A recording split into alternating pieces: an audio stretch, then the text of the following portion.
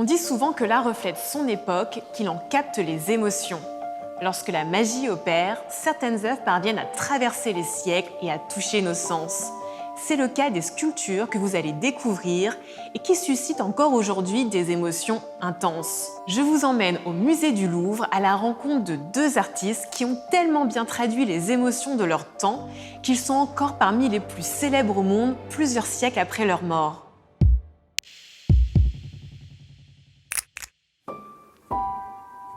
Ces deux artistes sont des génies qui ont marqué l'histoire de l'art. Donatello et Michel-Ange, les célèbres sculpteurs de la Renaissance italienne. Le premier est un précurseur, c'est lui qui, au XVe siècle, jette les bases de ce qui mènera à l'apogée de la Renaissance. En prenant l'Antiquité pour modèle, Donatello parvient à exprimer les sentiments humains les plus intenses et les plus violents à travers les formes et les mouvements de ses sculptures.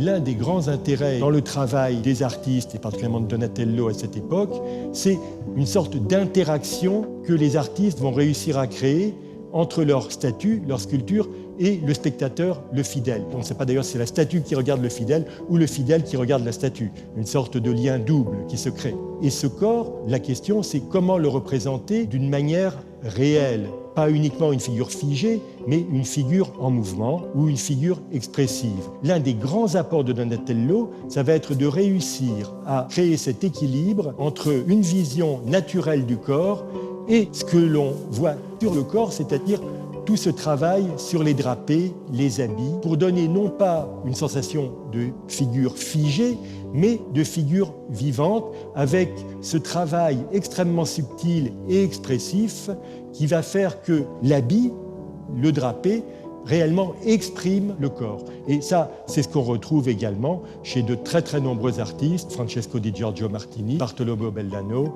ou chez Bertoldo, beaucoup d'autres grands sculpteurs de la période.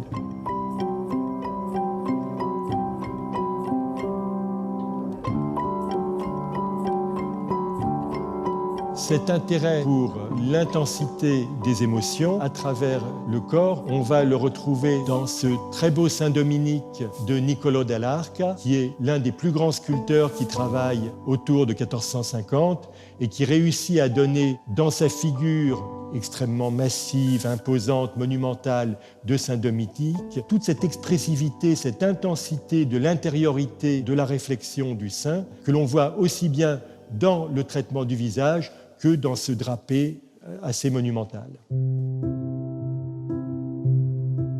Un siècle sépare Donatello de Michel-Ange. Entre les deux, une transformation s'opère. Le premier a sublimé la fureur et la grâce. Après lui vient le temps de l'apaisement, de la maturité et de l'harmonie.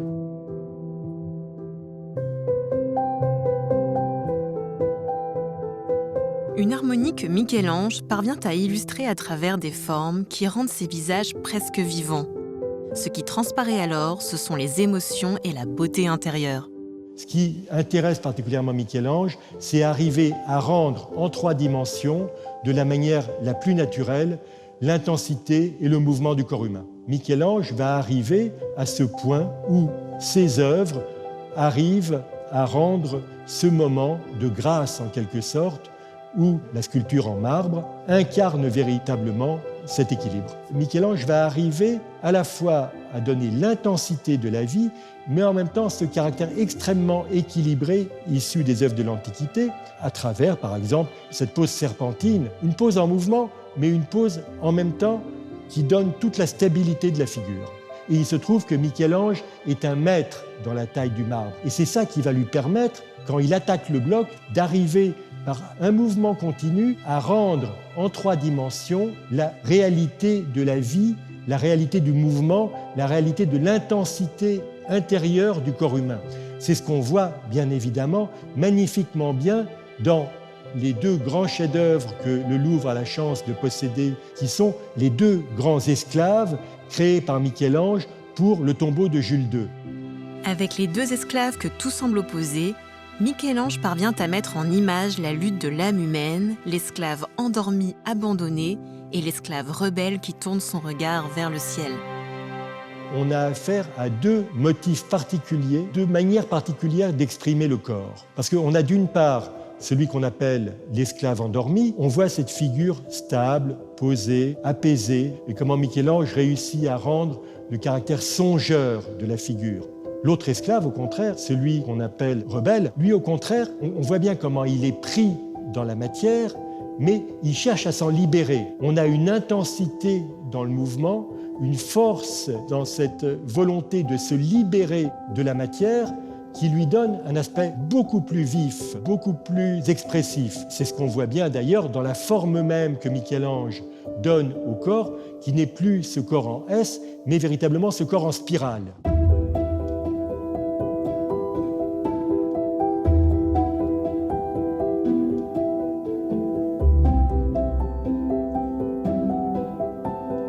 Donatello et Michel-Ange, d'un côté la violence des émotions et des passions, de l'autre l'harmonie et la douceur. Les chefs-d'œuvre réalisés il y a des centaines d'années par ces deux artistes résonnent encore étrangement avec nos propres tourments.